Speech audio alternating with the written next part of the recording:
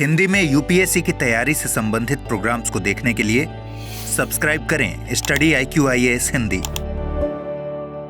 दोस्तों, आज हम लोग बात करने जा रहे हैं अपने मध्यकालीन भारतीय इतिहास की जो श्रृंखला हम लोगों ने स्टार्ट की है, उसी में एक महत्वपूर्ण टॉपिक है संगीत, यानी कला संस्कृति के अंतर्गत एक संगीत बहुत बड़ा एक कहा जाए एक अध्याय है, एक बहुत बड़ा विषय है। आज हम उसी पर विस्तृत रूप से चर्चा करेंगे और ये जानने की कोशिश करेंगे कि मध्यकाल में संगीत कला किस प्रकार की थी और किस तरीके से उसका विकास हुआ था। वैसे मैंने आप लोगों को स्टार्टिंग में बताया था कि मध्यकाल जो है, ध्यान रखना, मध्यकाल एक सामंती काल होता है और सामंती काल में मैंने आपको बताया था कि उसमें आपकी सामाजिक, आर्थिक, धार्मिक और वैज्ञानिक जो गतिविधियां होती हैं उसमें जनरली उस सब में गिरावट दिखाई देती है। लेकिन कला संस्कृति का एक ऐसा क्षेत्र होता है जहां पर यह सारी चीजें विकसित होती हैं और कला संस्कृति में संगीत कला एक महत्वपूर्ण मुद्दा है और उसी को आज हम लोग मध्यकाल में यह चर्चा करने की कोशिश करेंगे कि किस तरीके से मध्यकाल में संगीत कला का विकास हुआ था। तो चलिए दोस्तों, इसको हम बिना समय गंवाए स्टार्ट करते हैं। मध्यकाल में, मध्यकालीन भारत में संगीत कला, ध्यान रखना, और इसे हम लोग दो पार्ट में डिवाइड करेंगे, दिल्ली सल्तनत के अंतर्गत और मुगल काल के अंतर्गत संगीत कला। ध्यान रखिएगा। ओके, सबसे महत्वपूर्ण चीज यह है कि मध्यकाल जो है भारत में सामान्य तौर पर, ध्यान रखिएगा, एक मुस्लिम काल माना जाता है। मुस्लिम काल माना जाता है। पढ़ने के दृष्टिकोण से तो हम जब तुर्की लोग आए और उन्होंने भारत पर सत्ता स्थापित की, उसी समय से हम मध्यकाल मानते हैं पढ़ने के दृष्टिकोण से। लेकिन अगर हम उसकी विशेषताओं के दृष्टिकोण से देखें तो जब से सामंती व्यवस्था यानी राजपूत काल शुरू होता है, उसी समय से भारत में मध्यकाल की शुरुआत मानी जाती है।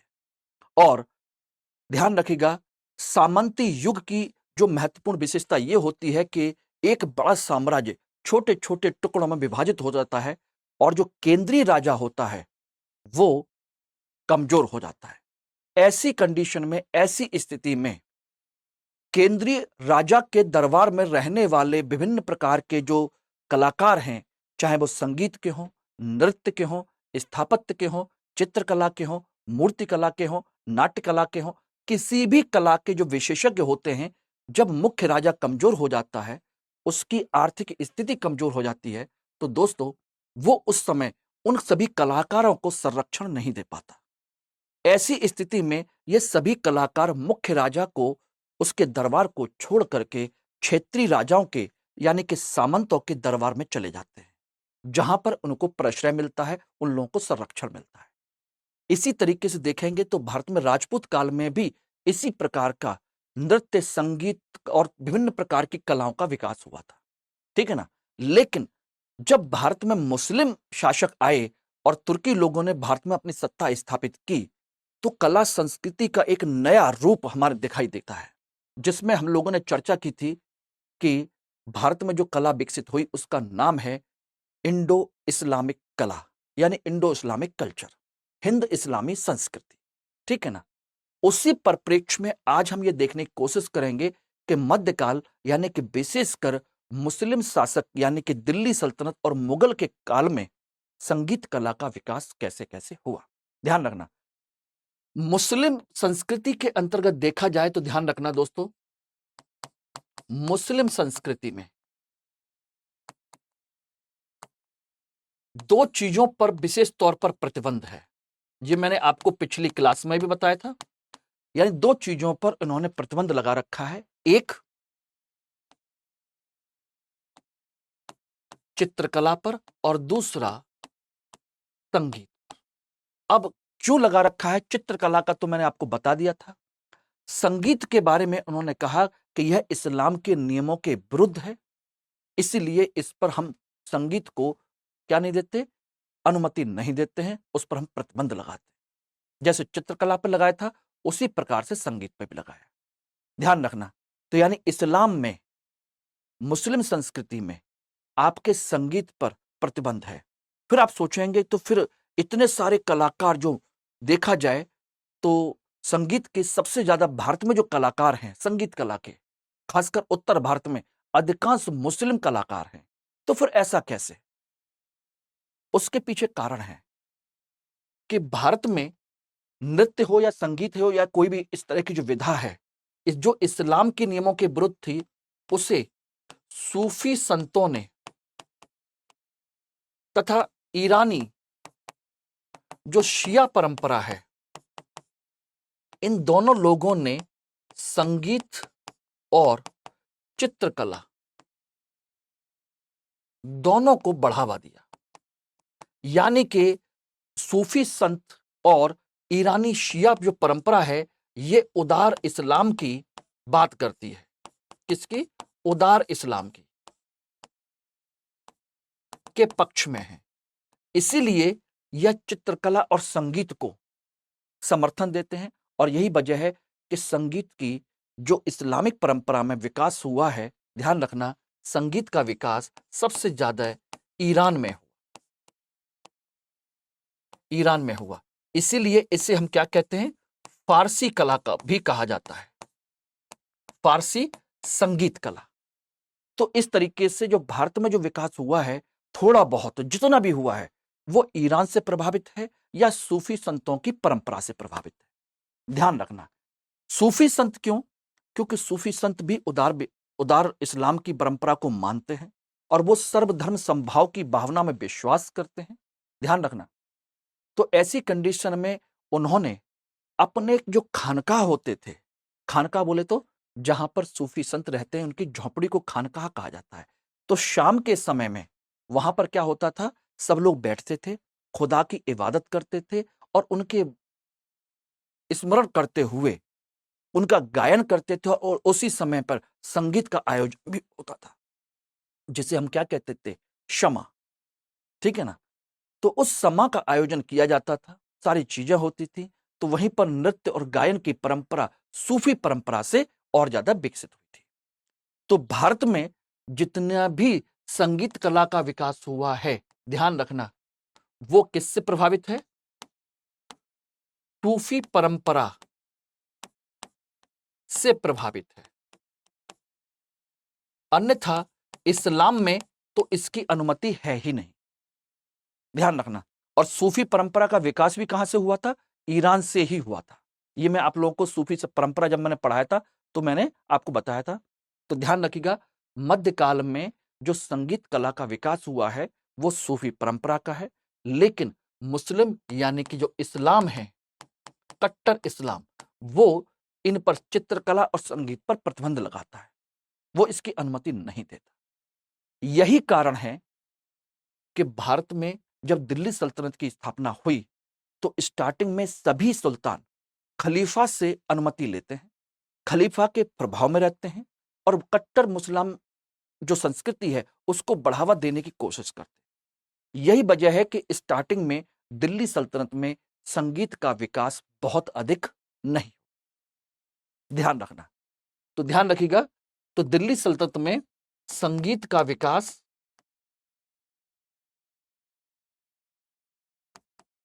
क्या हुआ है?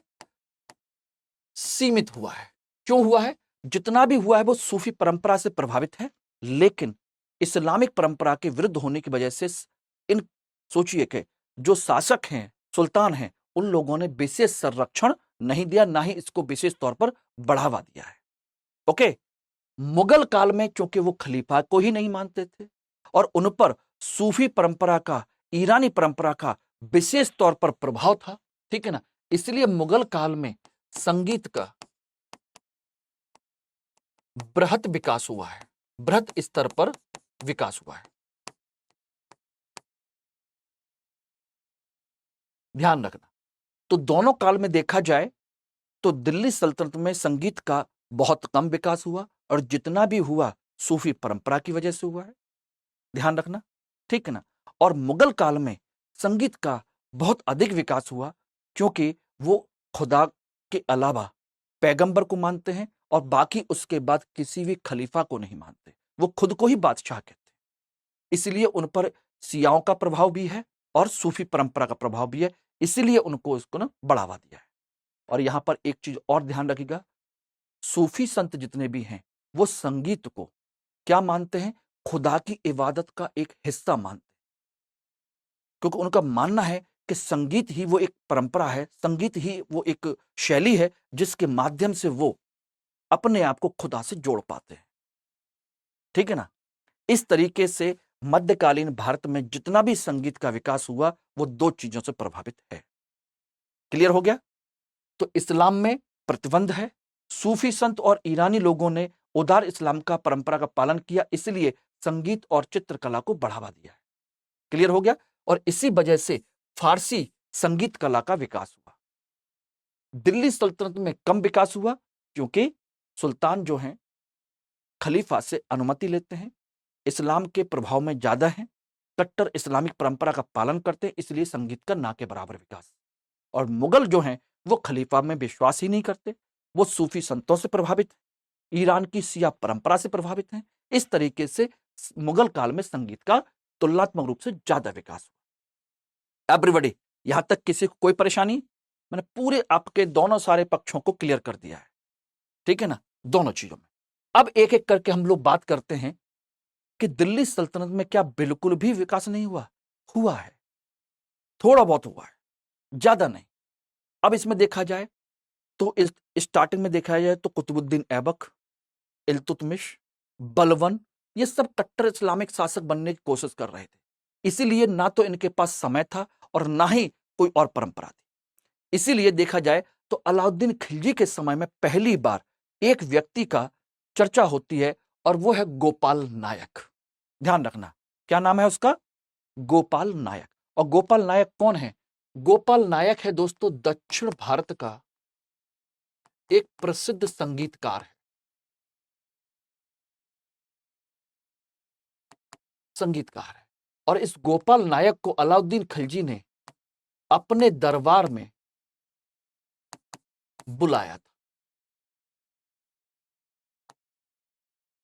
यह पहली घटना है जिसमें हम कह सकते हैं कि संगीत के संदर्भ में कुछ हुआ था।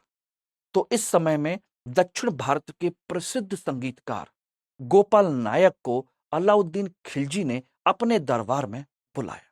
ओके, क्लियर हो गया? पहली घटना। उसके बाद आ जाइए फिरोज शाह तुगलक। फिरोज शाह तुगलक, फिरोज शाह तुगलक के समय में एक प्रसिद्ध भारतीय संगीत की ग्रंथ था, भारतीय संगीत का राग दर्पण। और उस राग दर्पण का पहली बार इस काल में फिरोज शाह तुगलक के समय में फारसी में अनुवाद किया गया, राग दर्पण का, ठीक है ना। और इसी समय एक किताब लिखी गई जो कह सकते हैं उसको हम कहते हैं बुनियात उल मुनिया। यह भी संगीत की किताब है। किसकी है? संगीत की पुस्तक है जो इसी पीरियड में लिखी गई। किसने लिखी इसकी कोई विशेष जानकारी नहीं मिलती, ठीक है ना, ध्यान रखिएगा। लेकिन एक नाम विशेष तौर पर ध्यान रखिएगा और वह है राग दर्पण का फारसी अनुवाद किसके समय में हुआ था। अब बाकी आते हैं इसके बाद अमीर खुसरो। जेहाल मिस्की बगंत गाफुल दुराए नैना बनाए बतियां, यानी बहुत बड़े कहा जाए संगीतकार, गजल गायक, साहित्यकार अमीर खुसरो, भारत का शुक कहा जाता है, ठीक है ना। और इन्होंने अपने साहित्य में सूफी परंपरा के अंतर्गत देखा जाए तो अनेक राग रागनियों का विकास किया। और कहा जाता है कि इन्होंने तबला और सितार का भी आविष्कार किया था, जो ये बने हुए तबला और सितार, ठीक है ना। ये कहा जाता है कि इन्होंने विकास किया था, लेकिन इसका कोई प्रमाण किसी के पास नहीं है कि इन्होंने किया था या किसने किया था। सितार क्या है? सितार जो हमारे समय की वीणा हुआ करती थी, वीणा का मॉडिफाइड वर्जन है वीणा का, ठीक है ना। और तबला क्या है? जो ढोलक होती थी, ढोलक को हमको दोनों हाथों से यूं बजाना पड़ता था। तो उन्होंने सोचा कि ऐसे कब तक बजाते रहेंगे और हाथ थक जाते हैं बजाते बजाते, चलाते चलाते। तो उन्होंने उसके 2 पीस किए और दोनों को उल्टा करके रख दिया और आराम से हाथ रख करके उस पर अब बजा रहे हैं कंटिन्यू। ये इस तरीके से उन्होंने इसका आविष्कार किया, ठीक है ना। इससे मैं सोचिए उन्होंने अमीर खुसरो ने कई सारे संगीत की राग रागनियों की चर्चा की, जिनमें इंपॉर्टेंट हैं। एक राग है एनम, ये भी राग है, नोट कर लीजिएगा, आपके यूपीएससी और स्टेट पीएससी के सभी एग्जाम्स में बहुत इंपॉर्टेंट है ये जो मैं पढ़ा रहा हूं, ध्यान रखिएगा। एनम, दूसरा है सनम, सनम राग, और तीसरा है घोरा, घोरा राग। ये 3 रागों की विशेष तौर पर इनकी जानकारी मिलती है, ठीक है ना। और इन्होंने ही इसी समय में संगीत की एक नई परंपरा, हिंदुस्तानी संगीत की शैली का विकास किया, हिंदुस्तानी संगीत की शैली का विकास किया, ध्यान रखिएगा। और हिंदुस्तानी शैली क्या है? हिंदुस्तानी शैली कुछ और नहीं है, भारतीय जो परंपरा थी वो, और फारसी जो परंपरा है, इस्लामिक परंपरा, उन दोनों को मिला करके एक नई शैली, हिंदुस्तानी संगीत की शैली का विकास किया। और ध्यान रखना, यह हिंदुस्तानी संगीत की शैली उत्तर भारत की, उत्तर भारत की, ध्यान रखना, मुख्य संगीत की शैली है, उत्तर भारत की मुख्य संगीत की शैली है, ध्यान रखना। इसी की तुलना में देखा जाए तो एक शैली का नाम और आपने सुना होगा जिसे हम कहते हैं कर्नाटक संगीत। तो भारत में 2 ही शैलियां हैं, एक हिंदुस्तानी संगीत जो उत्तर भारत का है, कर्नाटक संगीत दक्षिण भारत का है, ठीक है ना, ध्यान रखना। और जो दक्षिण भारत की जो कर्नाटक शैली है वो शास्त्रीय संगीत पर आधारित है, भारतीय परंपरा पर आधारित है, शुद्ध भारतीय परंपरा पर, ध्यान रखना। जो शुद्ध भारतीय राग रागनियां हैं, ठीक है ना, उन पर आधारित है आपकी कर्नाटक संगीत, जिसका विकास मंदिरों में और मठों में हुआ, ध्यान रखना। और हिंदुस्तानी जो संगीत शैली है ये भारतीय शैली और ईरानी शैली यानी फारसी शैली दोनों का मिक्सअप है। और इसका विकास, ध्यान रखिएगा, इसका विकास सुल्तान और शासकों के दरबारों में हुआ है, ध्यान रखना। ओके, तो यहां पर पहली बार शुरुआत हो रही है। हिंदुस्तानी संगीत की शैली सबसे ज्यादा विकसित होगी मुगल काल में जाकर के। ओके, ध्यान रखना। तो क्लियर हो गया? तो जो चर्चा आप अगली बार सुनेंगे, कर्नाटक संगीत और हिंदुस्तानी संगीत, इसमें क्या अंतर होता है, कैसे अंतर होता है, इस पर मैं आपको अलग से डिटेल में चर्चा करूंगा। पहले यहां समझ लीजिए। तो अमीर खुसरो का योगदान समझ में आ गया। तो 3 योगदान है, एक तबला और सितार, दूसरे राग, और तीसरी हिंदुस्तानी शैली को बढ़ावा देना। ओके, क्लियर हो गया? अब इसके बाद देखा जाए तो दिल्ली सल्तनत में ही उसी समय जौनपुर में एक नई डायनेस्टी का विकास हुआ था, जौनपुर में, जिसे हम कहते हैं सरकी डायनेस्टी। और इसके प्रमुख शासक हैं हुसैन शाह सरकी और इब्राहिम शाह सरकी। दोनों के दोनों, ध्यान रखना, हुसैन शाह और इब्राहिम शाह सरकी दोनों संगीत कला के विशेषज्ञ भी थे, और इन्होंने संगीत को काफी अच्छे स्तर पर बढ़ावा भी दिया था, ध्यान रखना। इसीलिए हुसैन शाह सरकी को माना जाता है कि इन्होंने ख्याल गायकी का विकास किया है, यानी कि यह संगीत की ही एक शैली है। 2 शैलियां होती हैं, ध्यान रखना दोस्तों, यहीं पर मैं चर्चा कर रहा हूं। भारतीय जो संगीत की जो शैली होती है उसे हम कहते हैं, भारत की जो परंपरा है गायकी, ध्यान रखना। देखिए, संगीत तो हो गया कर्नाटक और हिंदुस्तानी संगीत, ठीक है ना, लेकिन इसी संगीत के साथ आप गाते भी तो हैं भाई। संगीत खाली ऐसे थोड़ा ना बजाया जाएगा, उसके साथ गाना भी तो पड़ेगा। गायन और संगीत दोनों का कॉम्बिनेशन होता है। तो ये हमारे यहां संगीत की, यहां बता देता हूं, संगीत की 2 शैली, एक हिंदुस्तानी और कर्नाटक, ध्यान रखना। कर्नाटक शैली प्योरतः भारतीय है और शास्त्रीय संगीत पर आधारित है, इसकी डिटेल में चर्चा मैं बाद में करूंगा। और हिंदुस्तानी संगीत जो है यह भारतीय और, सोचिएगा, आपकी फारसी शैली का मिश्रण है। ये रहा एक पॉइंट, तो ये क्लियर हो गया। इसी के साथ में एक आता है गायकी। गायकी में आपकी 2 परंपराएं हैं। एक परंपरा होती है ध्रुपद गायकी। ध्रुपद ये प्योरतः भारतीय परंपरा है, यानी भारतीय जो शैली है, प्राचीन भारत की जो गायकी की जो शैली है उसे ध्रुपद कहते हैं, ठीक है ना। और जो फारसी परंपरा से आधारित है, फारसी से आधारित, उसे कहते हैं ख्याल गायकी। कहते हैं ख्याल गाना, ख्याल यानी कि खो जाना, सोचना, उसको कहते हैं ख्याल गायकी। और यह फारसी परंपरा से प्रभावित है। क्लियर हो गया? तो ये दो चीजें हैं, ये संगीत है और ये गायकी है।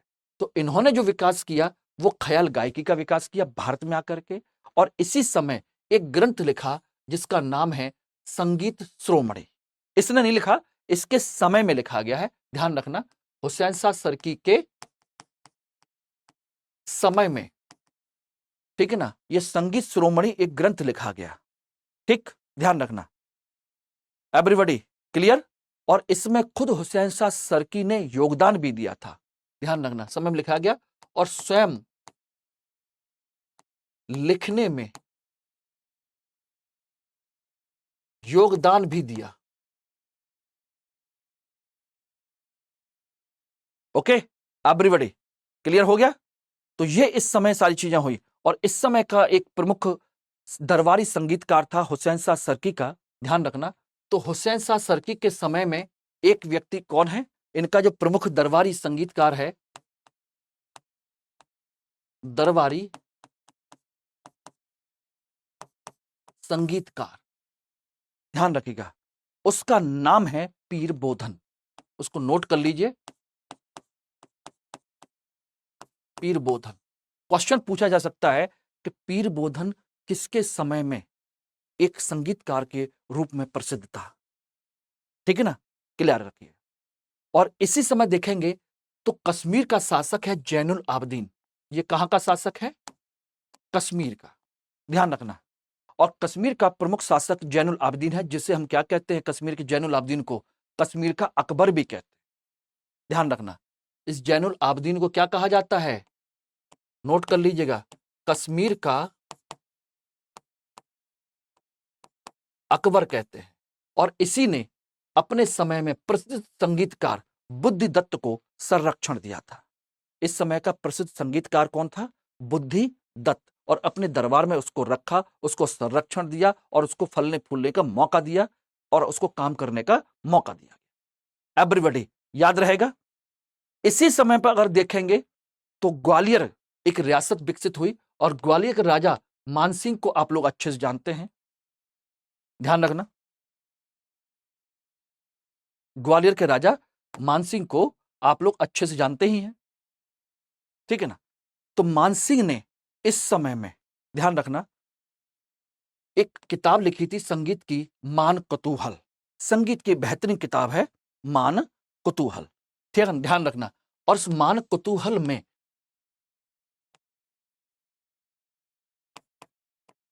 तो इन्होंने ध्रुपद गायकी को इसमें बढ़ावा दिया था, ध्यान रखना, ध्रुपद शैली। अब समझ में आ गया? तो मान कुतूहल संगीत की किताब है और ध्रुपद गायकी को इसमें इन्होंने बढ़ावा दिया है। एवरीबॉडी ध्यान रखिएगा। और यही मान सिंह है जिन्होंने तानसेन को आगे बढ़ने का मौका दिया था, इनको संरक्षण दिया था। ये वही राजा मानसिंह हैं, ध्यान रखना। इन्होंने ही तानसेन को आगे बढ़ावा दिया, प्रारंभिक शिक्षा भी दी। तानसेन को प्रारंभिक, ध्यान रखना, संगीत की शिक्षा भी दी थी। और बाद में इन्होंने भेजा कि आप दरबार में, अकबर के दरबार में चले जाइए, वहीं पर रहिए, वहां आपको अच्छा मौका मिलेगा, ठीक है ना। इस तरीके से सारी चीजें हुई थी, ठीक। और ध्यान रखिएगा, इसी मान कुतूहल का फारसी में अनुवाद किया था एक प्रसिद्ध विद्वान है फकीरुल्लाह। फकीरुल्लाह ने, ध्यान रखिएगा,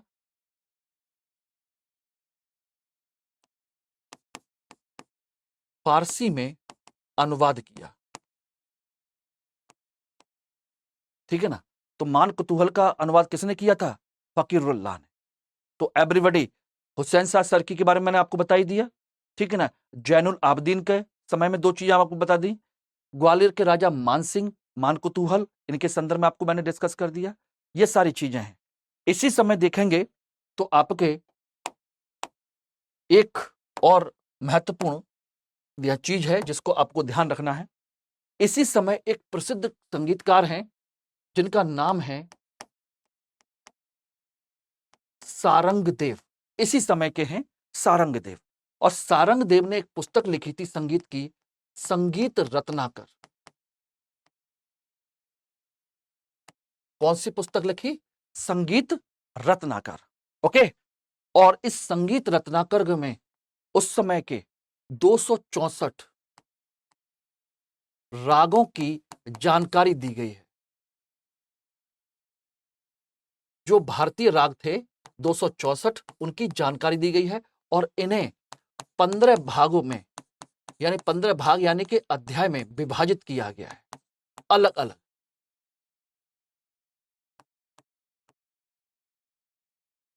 पंद्रह भागों में इसको क्या किया गया? विभाजित किया गया। Everybody, it is okay? ठीक, ध्यान रखना। दूसरे इसी समय के एक व्यक्ति और भी हैं, बहुत बड़े, वो भी संगीतकार हैं। उनका नाम है लोकन कवि। क्या नाम है उनका?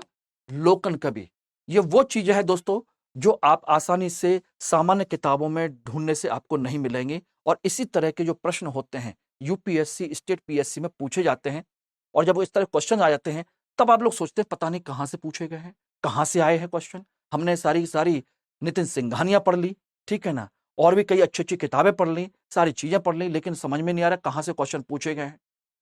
ये वही चीजें हैं जहां से क्वेश्चंस बनते हैं, क्योंकि बार बार यूपीएससी हो या स्टेट पीएससी बार बार उन्हीं क्वेश्चंस को रिपीट नहीं कर सकता।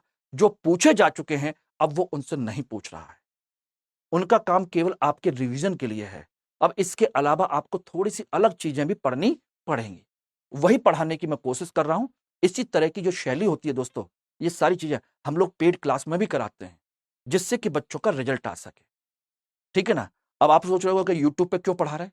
यूट्यूब पे भी तो आप ही पढ़ रहे हैं बेटा, आप अपना कीमती समय यहां पर देने आते हैं, तो नेचुरल सी बात है किसी विश्वास के साथ आते हैं, किसी भरोसे के साथ आते हैं कि चलो सर की क्लास करेंगे, कुछ सीखने को मिलेगा। तो मेरा उत्तरदायित्व बनता है कि मैं आपको वो सिखाऊं। ओके, ध्यान रखना।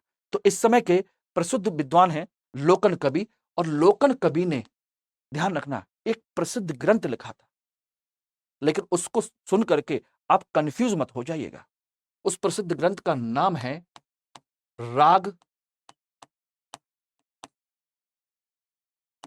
तरंगिणी। आप में से कई सारे लोग हो सकते हैं इसको राज तरंगिणी समझें। यह राज तरंगिणी नहीं है, राजाओं की तरंग नहीं है, राजाओं के राजवंशों की तरंग नहीं है, बल्कि राग की तरंगिणी है, राग की तरंगें हैं। यानी कि इसमें भी आपके, सोचिए, भारत के सभी, भारत के सभी 12 राग, सभी रागों की 12 शैलियों की चर्चा की गई है।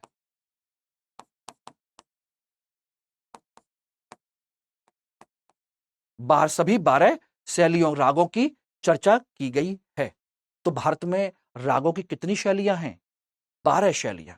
और उन सभी की चर्चा किसमें की गई है? राग तरंगिणी। यह राज तरंगिणी नहीं है। राज तरंगिणी का लेखक कौन था? कल्हण, जिसमें कश्मीर का इतिहास दिया हुआ है। और लोकन कवि ने लिखी है राग तरंगिणी, इसमें संगीत की जानकारी, ठीक है ना। इसी समय एक प्रसिद्ध विद्वान और हैं जिनको आप जानते होंगे, रामामात्य।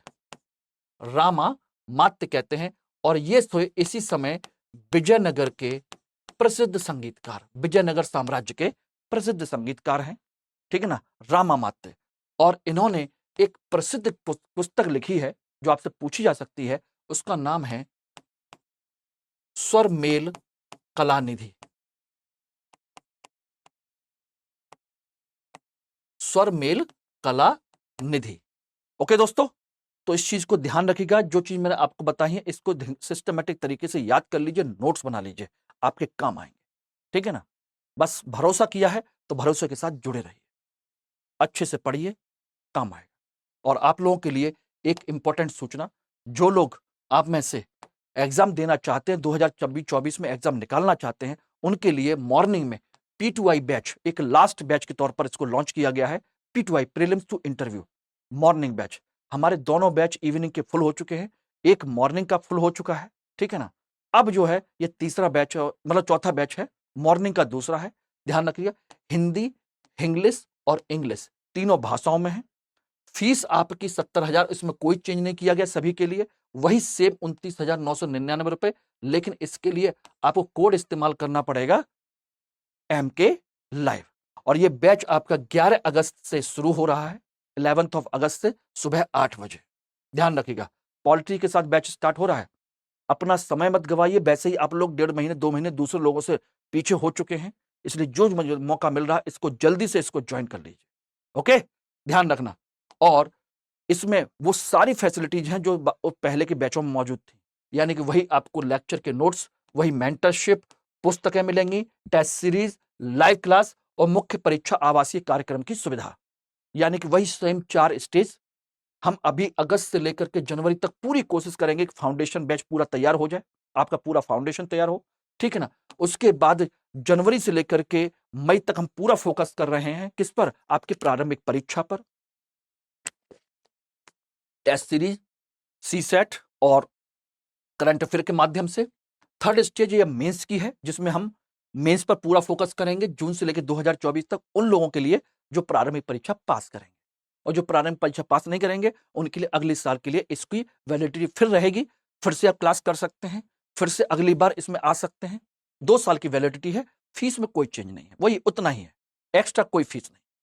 ओके, और इसमें मुख्य परीक्षा आवासीय कार्यक्रम के साथ में है, यानी कि जो प्रारंभिक परीक्षा पास करेंगे उन सभी को हम 4 महीने के लिए अपने प्रमाइस पर, अपने खर्चे पर रहने खाने की व्यवस्था करेंगे।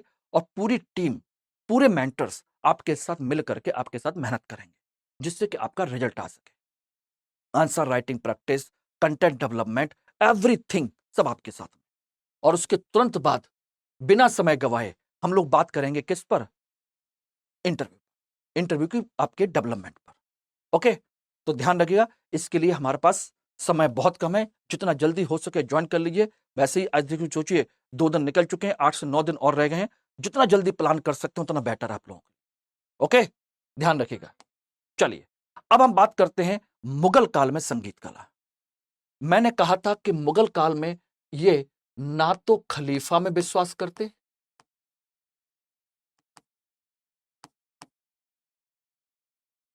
विश्वास नहीं, इसीलिए खलीफा की इस्लाम की कट्टर परंपराओं में विश्वास नहीं, इस्लाम की कट्टर परंपरा में विश्वास नहीं।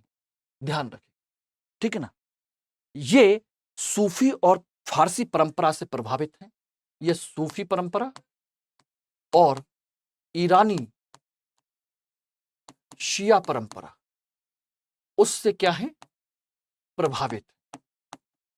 इसीलिए इनके समय में संगीत कला का कुछ ज्यादा ही विकास हुआ, ना पूरा मौका दिया। लेकिन स्टार्टिंग में देखा जाए तो बाबर के बाद हुमायूं, इनको तो समय ही ज्यादा नहीं मिला, इसलिए इनके समय में संगीत के बारे में कोई जानकारी नहीं है। सबसे ज्यादा जो संगीत का विकास हुआ है वो हुआ है अकबर के समय। कहा जाता है कि अकबर के समय में लगभग 36 दरबारी संगीतकार रहते थे, दरबारी संगीतकार और कवि इस समय रहते थे।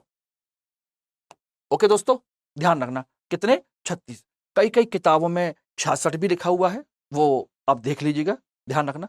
इनमें सबसे महत्वपूर्ण है तानसेन, ठीक है ना। तानसेन के जो गुरु हैं मोहम्मद गौस और आपके राजा मानसिंह, जो मैंने आपको चर्चा बताई थी, ठीक है ना।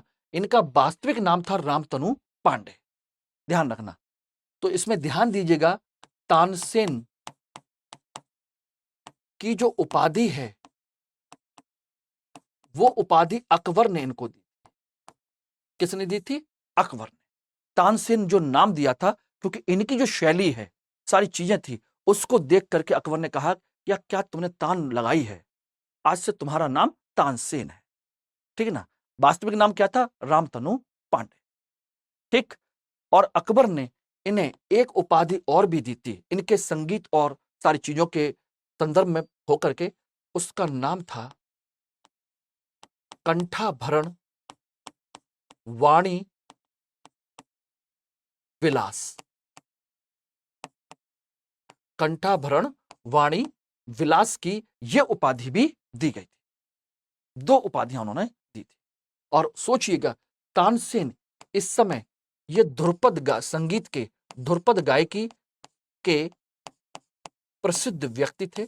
और कहा जाता है कि इनके राग कैसे थे, दीपक राग, भैरव राग, ठीक है ना, तमाम तरह के मेघ राग, ये सब इन्होंने विकसित किए हुए थे और उन पर सिद्ध हस्त थे। कहा जाता है कि जब ये बजाने बैठते थे और दीपक राग इन्होंने गाया तो सोचिए दीपक जल जाते, मेघ राग जब इन्होंने गाया तो सोचिए बारिश आ जाती थी। ऐसे ही नहीं, इनको संगीत का शिरोमणि कहा जाता था।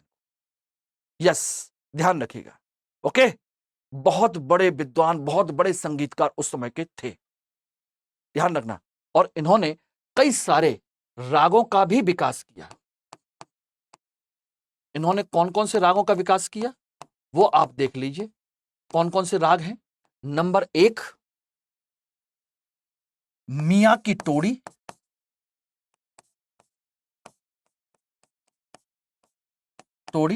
नंबर 2 मियां की मल्हार, नंबर 3 मियां की सारंग,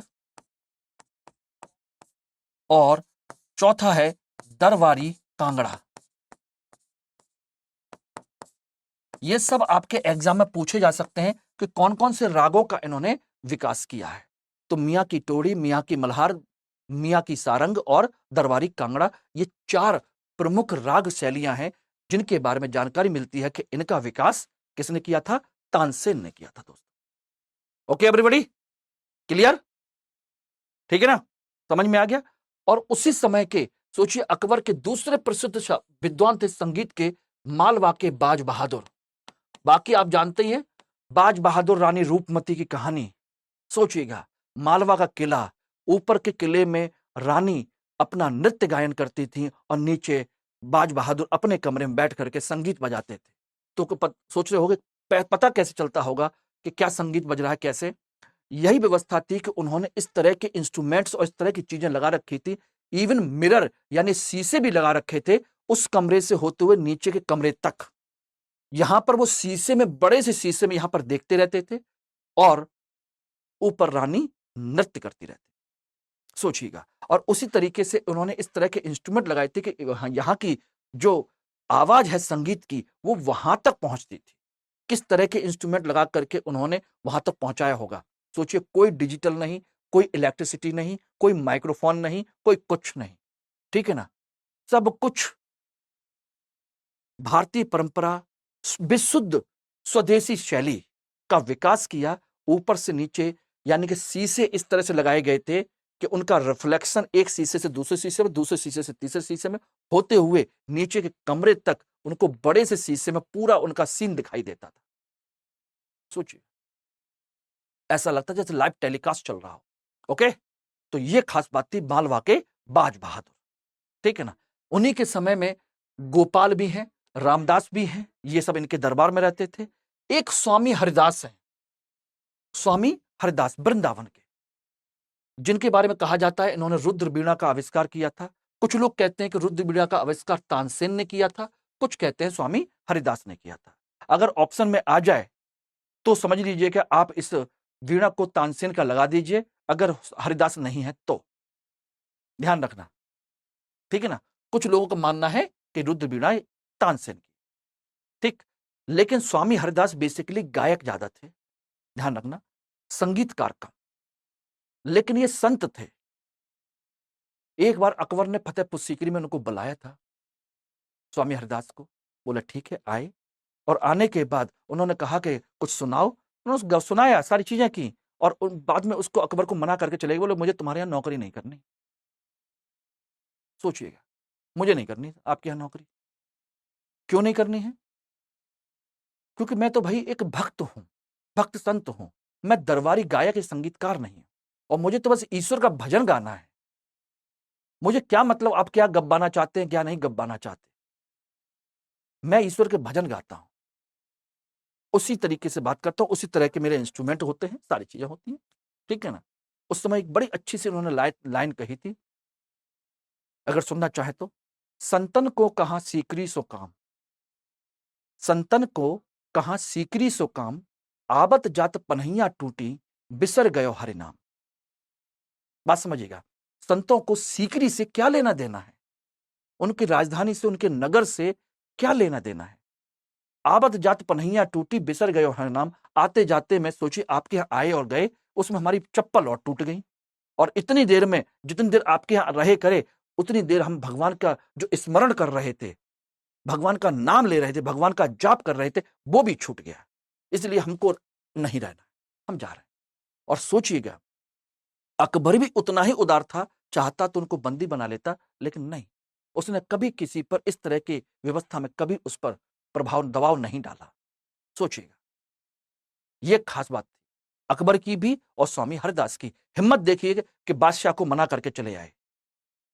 ये संत हैं, क्योंकि ये ईश्वर के अलावा किसी के बारे में नहीं सोचते। ये खास बात है, ठीक है ना। और अकबर के समय में ही ध्यान रखना, अकबर के दरबार में नहीं, ये दरबार में नहीं थे, और एक व्यक्ति और हैं जिनको अकबर के समय में ही प्रसिद्धि मिली थी, लेकिन अकबर के दरबार में नहीं थे। उनका नाम था बैजू बावरा। ध्यान रखना, इसके नाम पर सोचिए, एक आपकी पुराने समय में प्रसिद्ध फिल्म बनी थी बैजू बावरा संगीतकार की, ठीक है ना। ये दोनों अकबर के दरबार में नहीं थे, लेकिन अपने समय के प्रसिद्ध संगीतकार हैं, खासकर बैजू बावरा तो बहुत ज्यादा है। ओके एवरीबॉडी, क्लियर हो गया? ठीक, चलिए इसके बाद देखेंगे जहांगीर के समय में बिलास खां शौकी। बिलास खां कोई और नहीं है बल्कि विलास खां आपके तानसेन के पुत्र हैं। ध्यान रखना, तानसेन के पुत्र हैं। अब कहोगे कि बिलास खां खां कैसे? क्योंकि तानसेन ने अपने में समय में ही, अकबर के समय में ही, अपनी मर्जी से ही उन्होंने इस्लाम स्वीकार कर लिया था, मुस्लिम बन गए थे। इसलिए फोटो देख रहे हैं, बिल्कुल मुसलमान जैसी क्या बनी हुई है, छवि बनी हुई है, दाढ़ी रखी हुई, ये सब पहना हुआ, अपना सनातन धर्म छोड़ करके उन्होंने क्या अपना लिया था? इस्लाम अपना लिया। तानसेन के पुत्र हैं बिलास खां, ठीक है ना। और ध्यान रखिएगा, इसी समय जहांगीर के समय दूसरा जो प्रसिद्ध संगीतकार है शौकी, बहुत अच्छा संगीतकार था, और इसको जहांगीर ने एक उपाधि दी थी, उसको नोट कर लीजिए, और वो उपाधि थी आनंद खां की। आनंद खां की उपाधि थी, ये दो। लेकिन जहांगीर के समय में संगीत नॉर्मल चलता रहा, लेकिन बहुत ज्यादा विकास नहीं, जैसा कि अकबर के समय में, ठीक है ना। उसके बाद आ जाएंगे तो आपके शाहजहां। शाहजहां के समय लाल खां, विश्राम खां, खुशहाल खां, तीन प्रसिद्ध संगीतकार हैं। इनके समय में सोचिए कि बिलास खां भी थे। लाल खां कौन है? लाल खां ध्यान रखिएगा, ये तानसेन के दामाद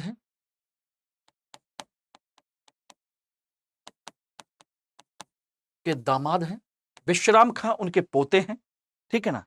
और शाहजहां ने इन्हीं लाल खां को गुड़ समुद्र की उपाधि दी थी,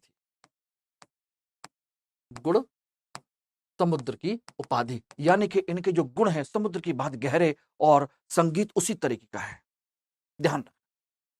और एक समय ऐसा आया था, लाल खां, विश्राम खां दोनों अच्छे खासे संगीत बजा रहे थे, दोनों के दोनों, सोचिएगा, संगीत बजा रहे थे। शाहजहां सुन रहा था, और शाहजहां सुनते सुनते उसमें पूरी तरह से खो गया। उसी समय सोचिए कि उनका एक दरबारी व्यक्ति आया और उस पर मोहर लगवाने के लिए आया था किसी फरमान पर, और उन्होंने इतने खो गए कि उस पर बिना पढ़े ही उस पर मोहर लगा दी। और वो मोहर पता है किसके लिए थी? मोहर थी औरंगजेब को दक्षिण भारत के लिए भेजना था, सोचना, दक्षिण भारत के लिए। तो वो तो कोई परेशानी नहीं, बाद में जब उनको संगीत के प्रभाव से बाहर शाहजहां बाहर निकला, तब उनको याद आया कि किस पर मोहर लगाई थी, क्या था वो, बोले वापस बुलाओ। जब देखा कि अच्छा ये इस पर है, तब इनको बहुत गुस्सा आया इन दोनों पर, लाल खां, विश्राम खां। बोले कि उनको उठा के जेल में डाल दो। बोले आज के बाद ये संगीत नहीं बजाएंगे। बोले क्यों?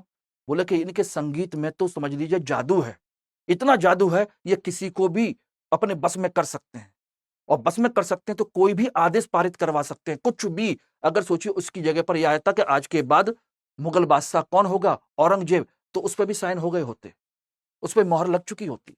तो इसका मतलब ये किसी को भी अपने बस में कर सकते हैं। बोले ऐसा संगीत हमको नहीं चाहिए। सोचिए, ये शैली थी उस समय के संगीत की, ध्यान रखना। ओके। और इन्हीं के दरबार में एक और व्यक्ति हैं, वो संगीतकार कम लेकिन कवि बहुत अच्छे थे। उनका नाम है पंडित जगन्नाथ। पंडित जगन्नाथ, सोचिए, इनके दरबारी कवि हैं। क्वेश्चन पूछा जाता है कि ये किसके दरबारी कवि थे? दरबारी कवि। और इन्हें उपाधि दी थी, सोचिएगा, शाहजहां ने महाकवि राय की। किसकी? महाकवि राय की उपाधि दी। ओके, क्लियर है दोस्तों? एवरीबॉडी ठीक है, क्लियर? अब आ जाइए इसके बाद औरंगजेब। ध्यान रखना, औरंगजेब ने अपने, ध्यान रखना, अपने समय में संगीत पर प्रतिबंध लगा दिया था। प्रारंभ में तो सोचिए कि खुद एक बहुत बड़ा संगीतकार था, स्वयं वीणा का बहुत अच्छा विशेषज्ञ था। ध्यान रखना, औरंगजेब खुद वीणा का विशेषज्ञ था, लेकिन इस्लाम के कट्टर प्रभाव में आने की वजह से उसने बाद में संगीत पर प्रतिबंध लगा दिया। और कहा जाता है कि एक बार कुछ ऐसी तरह के जो संगीतकार हैं, वो अपने संगीत का जनाजा निकाल रहे थे, यानी कि जनाजे पर ही उन्होंने क्या रख लिया, संगीत के जो इंस्ट्रूमेंट्स हैं, तान तमूरा वगैरह, सब लेकर के रोते गाते चल दिए, इसके बराबर से, महल से होते हुए बराबर से। इसने देखा कि कैसी आवाज आ रही है रोने धोने की, कौन मर गया? तो देखा कि ये लोग जा रहे हैं। बोले किसकी मृत्यु हो गई? तो उन लोगों ने बोला कि संगीत की मृत्यु हो गई, उसको दफनाने जा रहे हैं। तो औरंगजेब का स्टेटमेंट था, ओके तो जल्दी जाओ और इसको गहरे से दफनाना, इसकी आवाज भी बाहर निकल के ना आ जाए। सोचना, क्योंकि औरंगजेब ने कट्टर इस्लामिक परंपरा को अपनाया लिया, उसी के आदेश पारित किए थे। मैंने आपको पिछली क्लास में बताया था कि इसने चित्रकला पर भी प्रतिबंध लगा दिया था, और जहां जहां पर चित्र थे वहां पर चूना पुतवा दिया था। उसी तरीके से ने संगीत पर भी प्रतिबंध लगा दिया। ओके, लेकिन एक तीसरी चीज और भी है, सबसे ज्यादा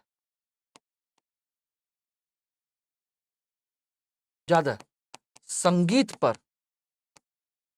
जो पुस्तकें लिखी गईं, इसी समय लिखी गई। ध्यान रखना, इसी के समय लिखी गई।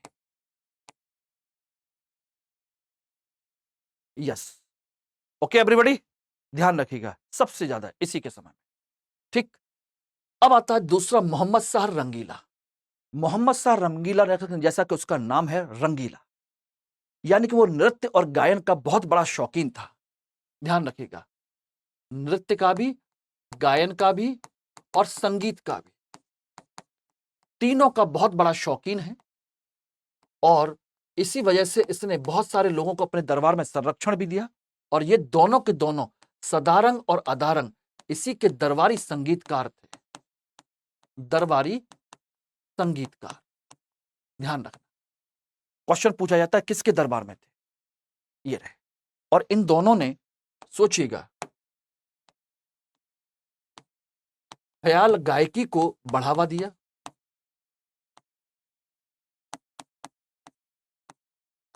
किसको? ख्याल गायकी को बढ़ावा दिया, ध्यान रखना। और दूसरा, इसी समय इन्होंने तराना, कहते ना, गजल, तराना, गजल और दादरा की शैली को बढ़ावा दिया।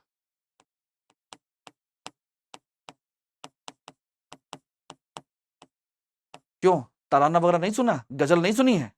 तराना, यस, आपने बहुत सारे गानों में इस शब्द का इस्तेमाल सुना होगा, मोहब्बत का तराना, इस तरह से चीज है। और गजल तो आप जानते ही हैं, जगजीत सिंह, दुनिया को जाने ना जाने, लेकिन जगजीत सिंह और आपके पंकज उधास, इनको तो आप लोग जानते ही होंगे, नाम तो सुना ही होगा।